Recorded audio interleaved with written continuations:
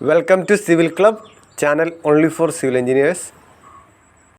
Today's video is about how to construct a residential building or a house. We civil engineers, after completing our course, work in different firms.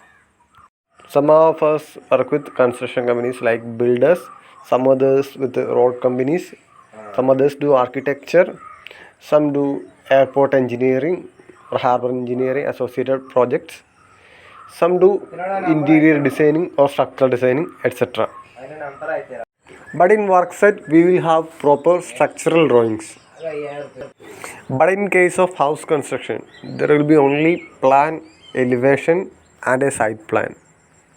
Of course, a good consultant will give you detailed reinforcement drawings, but most of the cases there will be no reinforcement drawings for house construction. In some cases, our relatives or neighbors or friends may ask their doubts based on their house construction. But some engineers who don't have enough field experience fail to guide them properly. This video says how to proceed the construction of a building if you have only plant and elevation with you. First stage of construction of a house is clearing the land, remove all the unwanted materials from the land, remove stumps of trees, shrubs, debris, etc. from the land. If land is not level, make it level using a backhoe loader.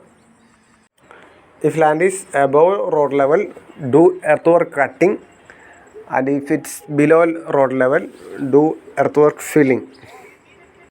Setting out is the next stage in the construction of a house. The land for construction is not rectangular always.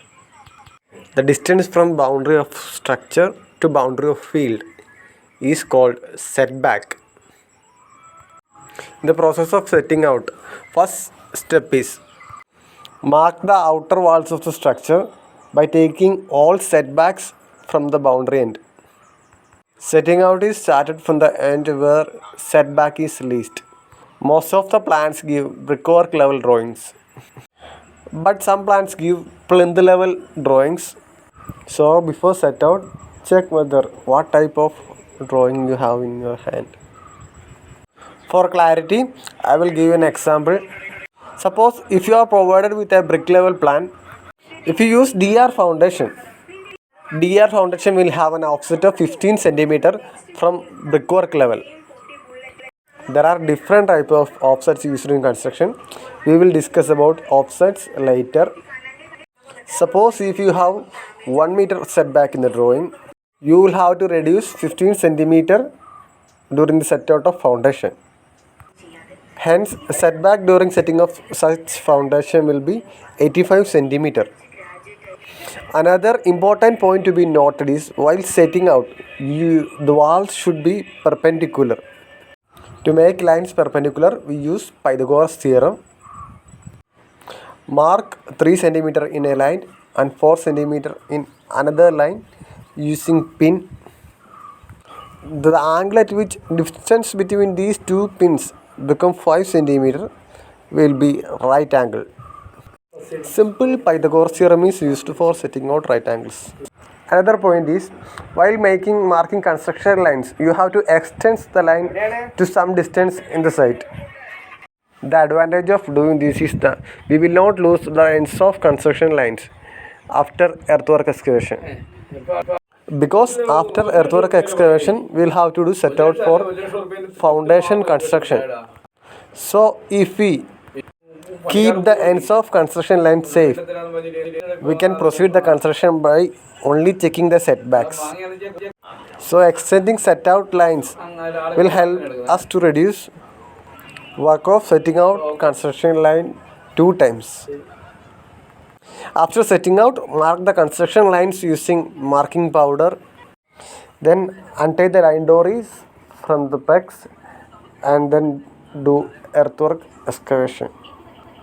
You have to be very careful while setting out foundation, because if you set out foundation properly, We can proceed with the construction of brickwork just by cross-checking dimensions. If any error happens, we cannot make it up by making any adjustments in brickwork. So give importance to setting out a foundation. Foundation can be constructed in two ways in house construction. First one is using dry rubble masonry using boulders, and second one is using RCC by using columns and plinth beams. If soil is residual soil or soil has sufficient bearing capacity, you can construct the foundation using dry rubble masonry. It's more economical too. If soil is filled one or soil is having insufficient bearing capacity, it's better to use columns and plinth beams. If you are constructing the foundation by using columns, after setting out, mark the position of the column. After marking out, excavate a trench of 1.20 meter by 1.20 meter in such a manner that column is situated in the center of the pit. The depth of the pit is the depth where you find hard soil. Only columns that carry major structural loads or the main loads of the building only require 1.20 meter by 1.20 meter pit. Columns for rooms doesn't require pits of this size. For columns of rooms, pit should be of size 90 centimeter by 90 centimeter, 90 centimeter length and 90 centimeter width. If load is too low, we may use floating columns. Make a 10 centimeter thick PCC bed for these columns using PCC 136 mix. If the column is a load bearing column of the structure, you may use 40 by 20 centimeter sized column. For rooms, we may use 30 by 20 meter sized column. Okay, let's come to the pit that we have done PCC earlier. After applying cement concrete, again do set out. Using line dory, mark the construction lines. Using a plumb bob, mark the exact position of column into the PCC and mark it using a chalk. Take 10 centimeter offsets from 4 ends of the PCC and construct a 1 meter length, 1 meter width footing for the column. As mentioned earlier, a main column requires 1 meter by 1 meter size footing, and for room columns 80 centimeter by 8 centimeter sized footing is sufficient. After deducting the clear cover on the both sides, the length of the bar or mesh used will be 95 centimeter for 1 meter by 1 meter footing.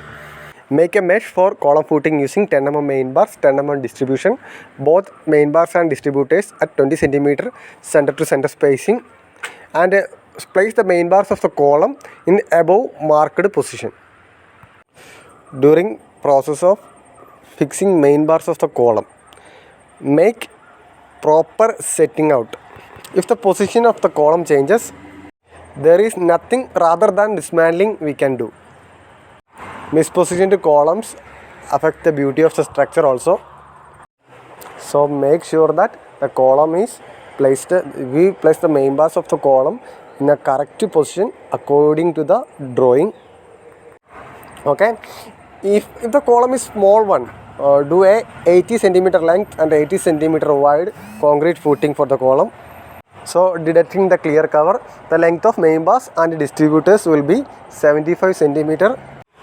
Then about the concrete used for this type of footing, use at least M20 or 1.5 3 mixture for concrete of all RCC structures.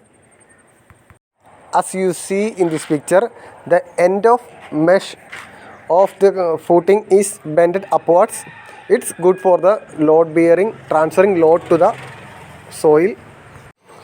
If we are providing a 15 centimeter thick M20 concrete for the column footing, deducting clear cover from the bottom and top, it will be good if the bar bends upright 10 centimeter.